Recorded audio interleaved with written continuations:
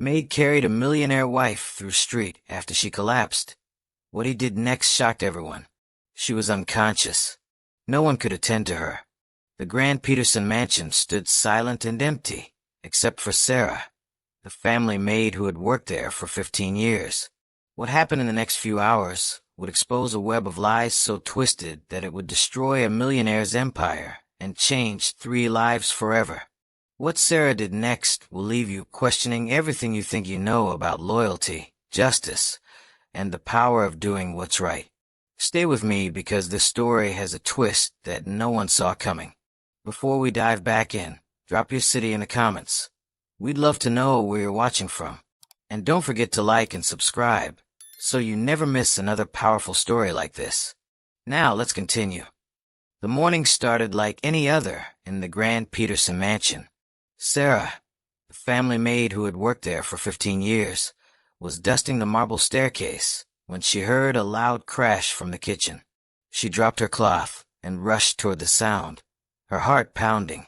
There, lying unconscious on the cold tile floor, was Mrs. Elena Peterson, the wife of billionaire businessman Marcus Peterson.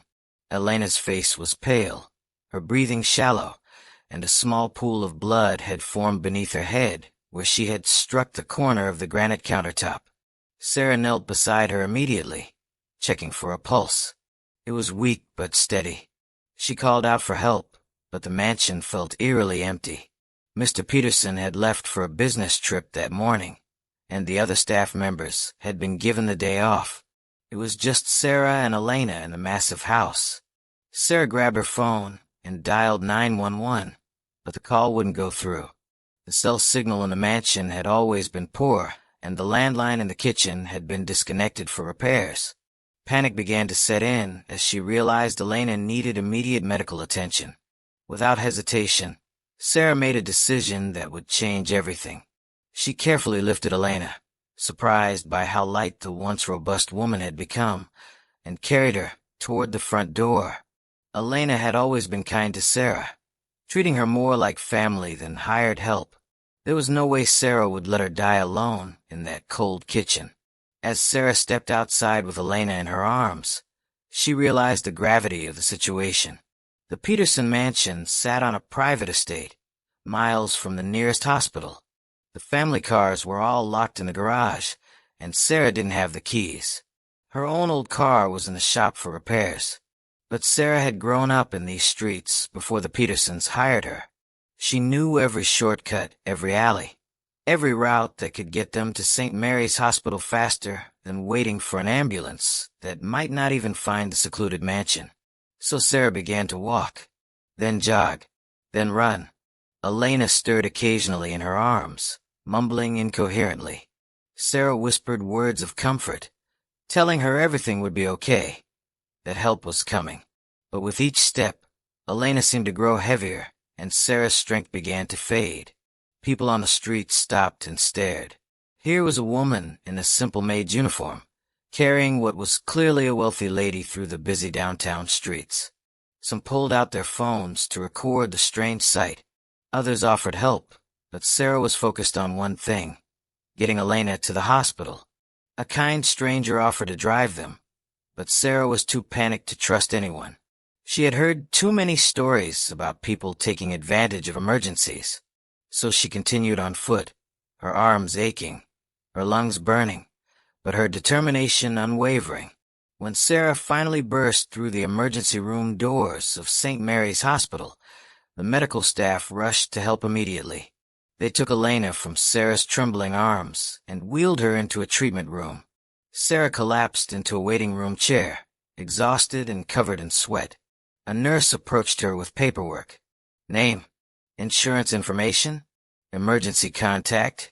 Sarah realized she knew surprisingly little about Elena's medical history. After 15 years of working in the house, she knew Elena liked her coffee black, preferred classical music, and had a secret love for reality TV shows. But medical information? Insurance details? Sarah had never needed to know these things. She gave him what information she could and called the number she had for Mr. Peterson. The call went straight to voicemail. She tried again. Same result. Hours passed. Sarah refused to leave, despite the nurses telling her she could go home. Elena had no one else there. Whatever was wrong with her, whatever had caused her to collapse, Elena shouldn't have to face it alone. Finally, a doctor approached Sarah in the waiting room. Dr. Martinez looked tired and concerned. "Are you family?" he asked. "I'm her. I work for her family," Sarah replied carefully. Dr. Martinez hesitated, then sat down beside her. "I'm going to need to speak with her next of kin, but since you brought her in, Elena is severely malnourished and dehydrated. Her blood work shows signs of prolonged neglect. When was the last time she had a proper meal?" Sarah was confused. "I cook for the family every day. Elena always ate well. She loved my cooking." The doctor shook his head. "Ma'am, this level of malnutrition doesn't happen overnight. This has been going on for months, possibly longer. Are you sure she was eating the meals you prepared?" That question haunted Sarah as she sat in the hospital waiting room. She thought back over the past few months, trying to remember Elena's eating habits. Come to think of it, Sarah realized she rarely saw Elena at mealtimes anymore. Marcus had told her that Elena preferred to eat in her room, that she was going through a difficult time and wanted privacy. Sarah had simply left trays of food outside Elena's bedroom door, as instructed. The trays were always empty when she came to collect them later. She had assumed Elena was eating the food. But what if she wasn't? What if someone else was taking the trays? When Elena finally woke up, Sarah was by her side. Elena's eyes were weak but alert. She squeezed Sarah's hand. "You saved me," Elena whispered. "Don't talk," Sarah said. "You need to rest." But Elena gripped her hand tighter. "Sarah, I need to tell you something. Something about Marcus. Something about why I was really sick." Before Elena could continue, the door burst open. Marcus Peterson strode in, looking every bit the powerful businessman he was. His suit was perfectly pressed, his hair immaculately styled, but his eyes were cold and angry. "What is she doing here?" he demanded, pointing at Sarah. "She saved my life," Elena said weakly. Marcus ignored his wife and turned to Sarah. "You're fired. Pack your things and leave the house immediately." Sarah was stunned. "Sir, I don't understand. I helped Elena. I brought her to the hospital." "You had no right to interfere," Marcus snapped. "This is a private family matter." Dr. Martinez entered the room at that moment. "Mr. Peterson, I presume? I need to discuss your wife's condition with you immediately." What Sarah overheard from the hallway would change everything she thought she knew about the Peterson family. Dr. Martinez was explaining Elena's condition to Marcus in medical terms, but the essence was clear. Elena had been systematically poisoned, not with a single large dose that would kill her quickly, but with small amounts of something over many months that had slowly weakened her body and mind. "The good news," Dr. Martinez was saying, "is that whatever was making her sick appears to be out of her system now. With proper care and nutrition, she should make a full recovery. But Mr. Peterson, I have to ask, do you have any idea how this could have happened? This type of poisoning is usually intentional." Sarah pressed herself against the wall, listening in shock. Marcus's response chilled her to the bone. "Doctor, my wife has been struggling with some mental health issues lately.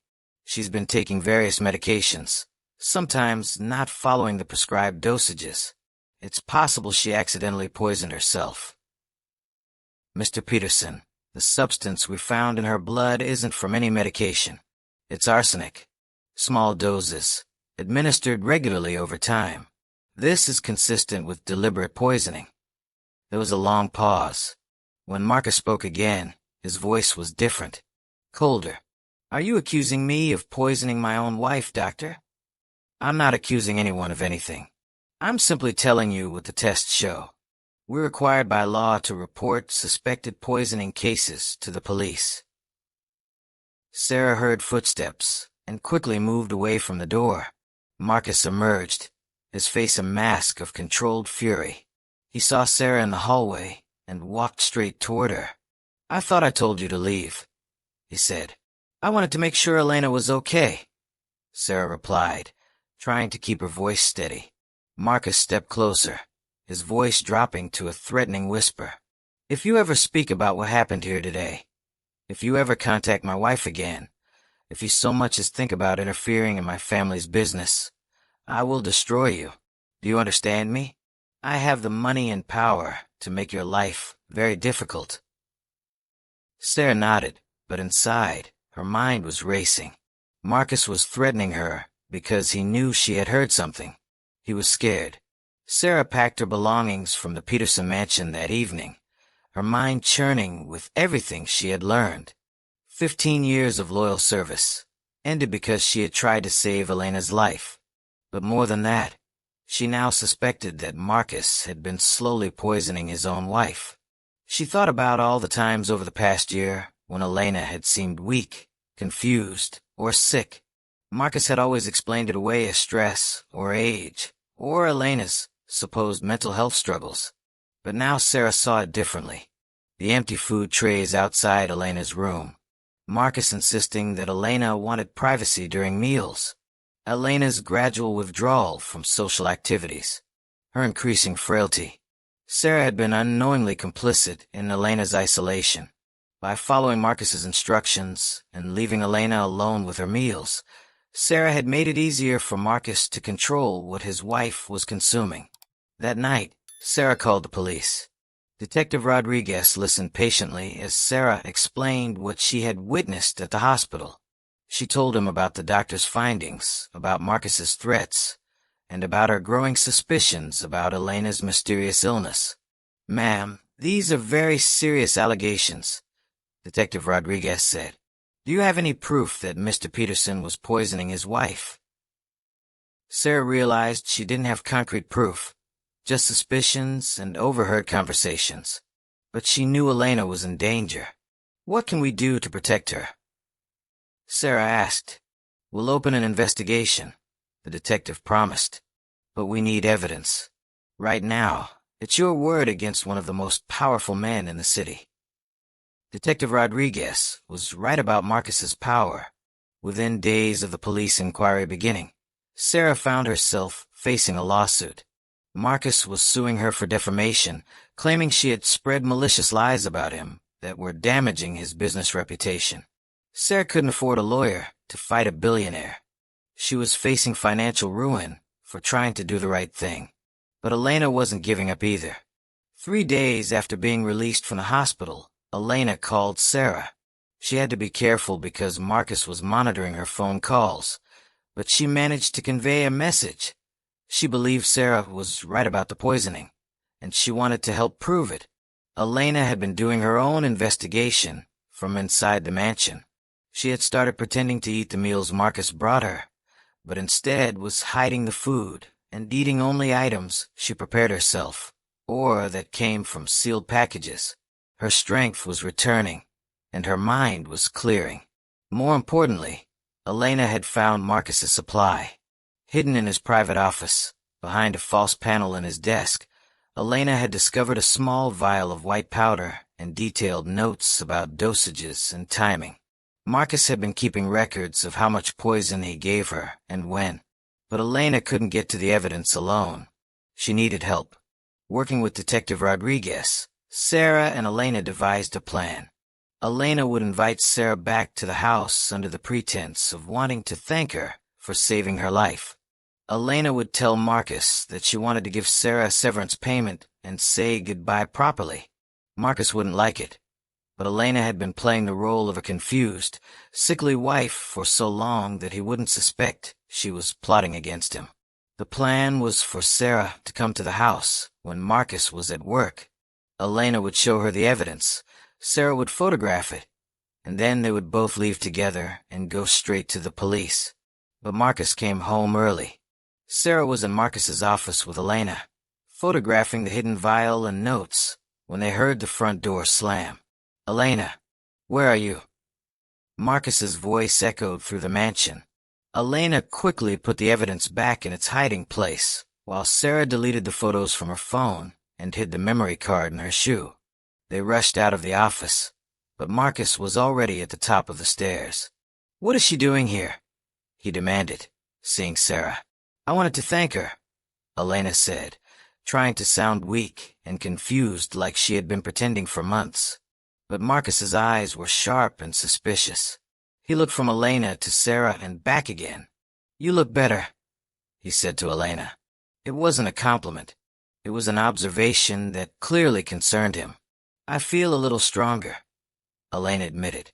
As Marcus read through the plan, he found himself thinking about his own success. Yes, he had worked hard. Yes, he had made smart decisions and taken calculated risks. But he had also been lucky. Lucky to be born with advantages that many people didn't have. Lucky to meet the right people at the right time. Lucky to live in a country where dreams like his were even possible. With great fortune came great responsibility. He had always believed.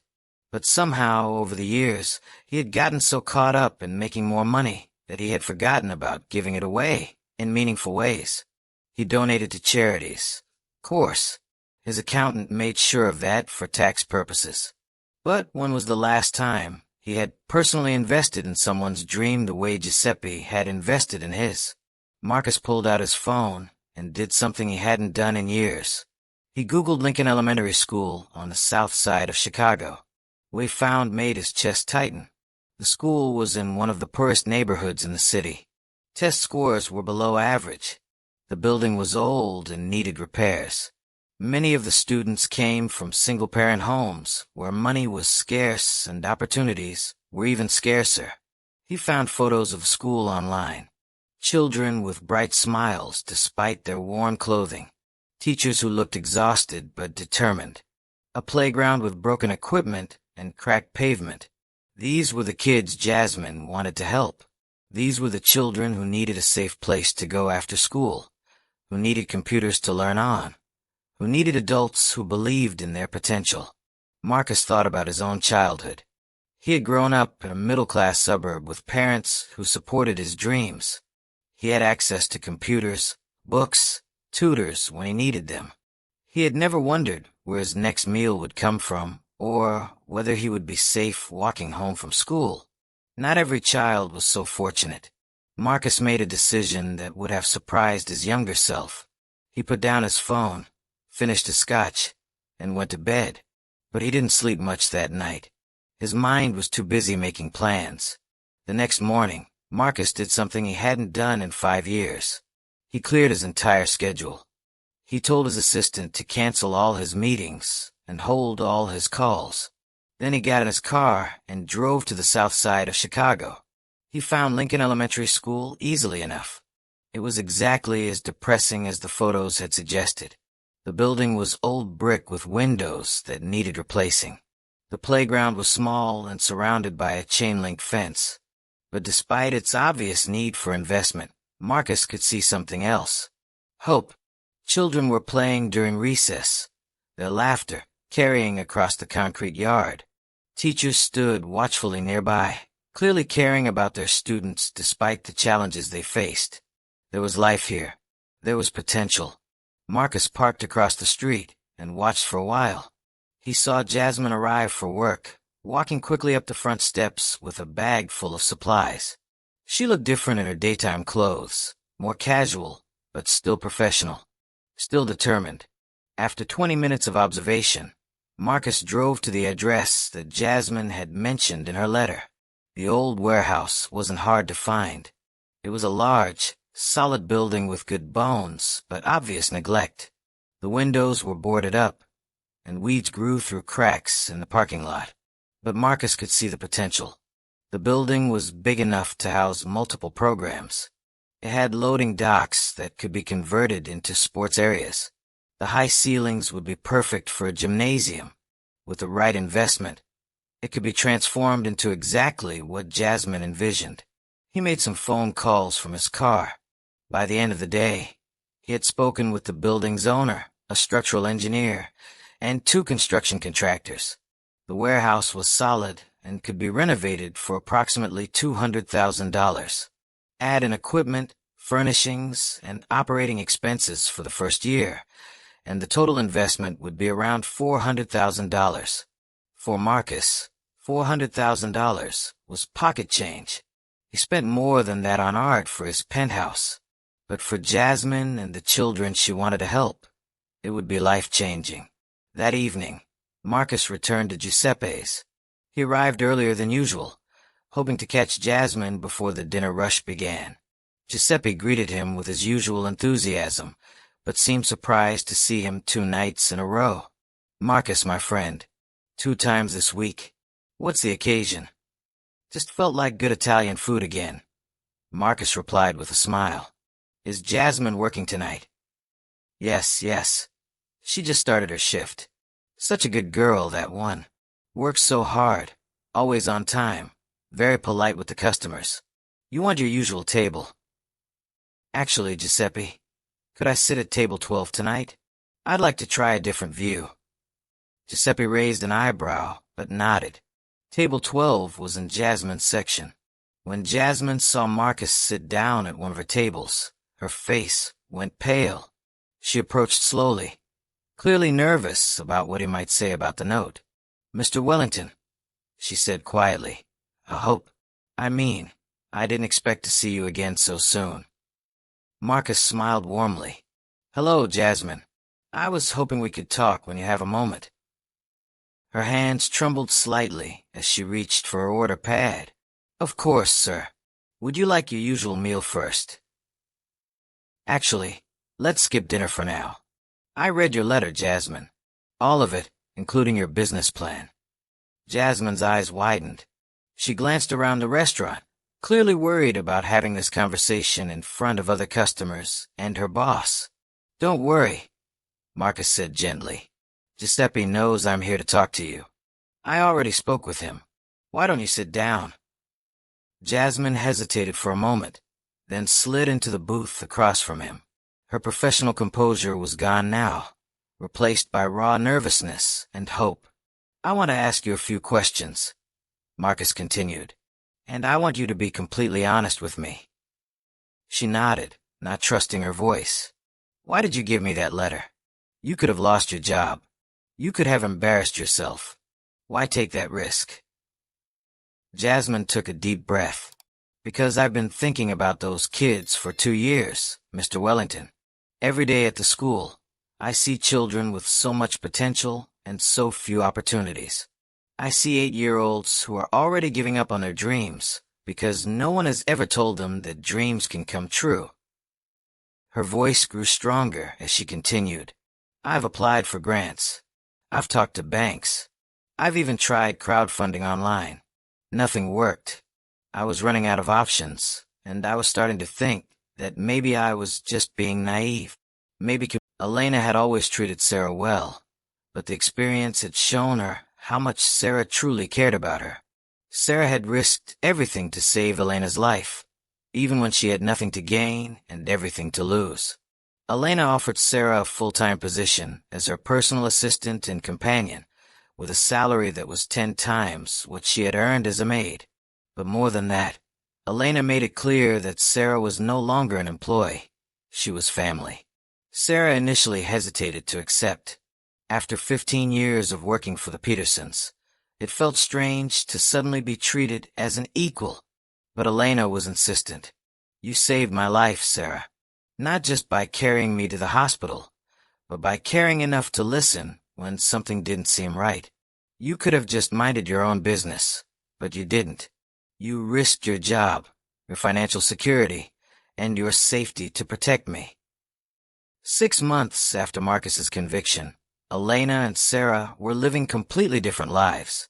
Elena had moved out of the Peterson mansion, unable to bear living in the place where her husband had tried to slowly murder her. Instead, she bought a smaller, more comfortable home in a quiet neighborhood, and Sarah moved into the guest house on the property. They traveled together, worked together on Elena's charitable projects, and became the closest of friends. Elena finally had someone she could trust completely, and Sarah had found a sense of purpose and belonging she had never experienced before. The media attention from the trial had been overwhelming at first, but both women used their newfound platform to advocate for others. Elena spoke about the signs of domestic abuse that often go unnoticed, while Sarah talked about the importance of speaking up when something doesn't seem right, even when you're afraid. They established the Elena Peterson Foundation for Domestic Violence Prevention, with Sarah as the executive director. The foundation provided resources for abuse victims, funded research into the long-term effects of emotional and psychological abuse, and trained healthcare workers to recognize signs of poisoning and other forms of hidden abuse. The story of Sarah carrying Elena through the streets became more than just a news headline.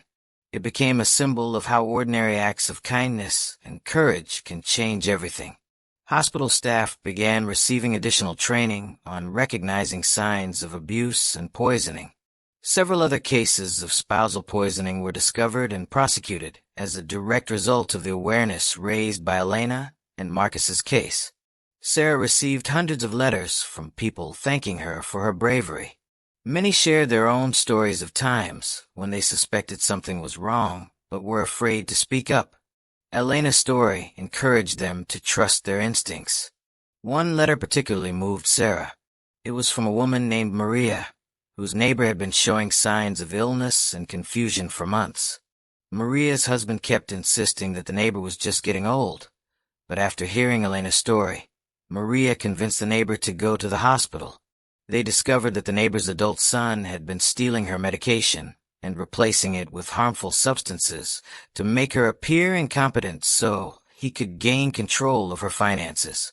"Your story saved my neighbor's life," Maria wrote, "and it taught me that sometimes the right thing to do is also the brave thing to do." As Sarah and Elena reflected on everything that had happened, they realized that the story could have ended very differently at so many points.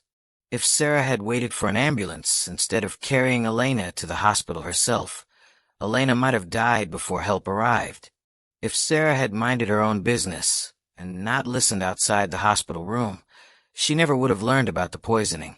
If Elena hadn't been strong enough to fight back during the final confrontation, both women would have died.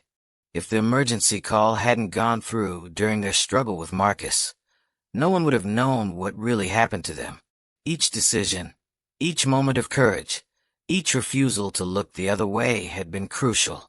Do you ever wonder what would have happened if you had just left me in the kitchen that day? Elena asked Sarah one evening as they sat on the porch of their new home. Sarah considered the question.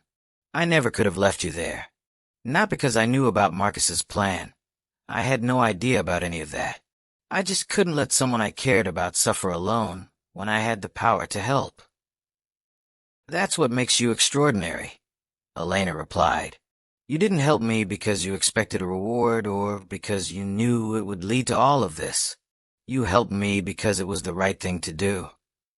The story of Sarah and Elena spread far beyond their city, their state, and even their country. It became an international example of how paying attention to the people around us and being willing to act when something seems wrong can literally save lives. But more than that, it became a story about the power of genuine human connection across social and economic boundaries. Sarah and Elena's relationship had started as employer and employee, but it had evolved into something much deeper because both women saw each other as human beings worthy of care and respect. Sarah's willingness to risk everything to save Elena's life wasn't just about heroism. It was about recognizing that Elena's life had value, regardless of their different social positions. And Elena's transformation from grateful employer to loyal friend wasn't just about gratitude. It was about recognizing Sarah's inherent worth as a person, not just as someone who provided services. Their story challenged people to look at their own relationships differently. How often do we really see the people who work for us, serve us, or help us in small ways every day? How often do we pay attention when something seems wrong in someone else's life? How often do we have the courage to speak up or take action when we suspect someone needs help?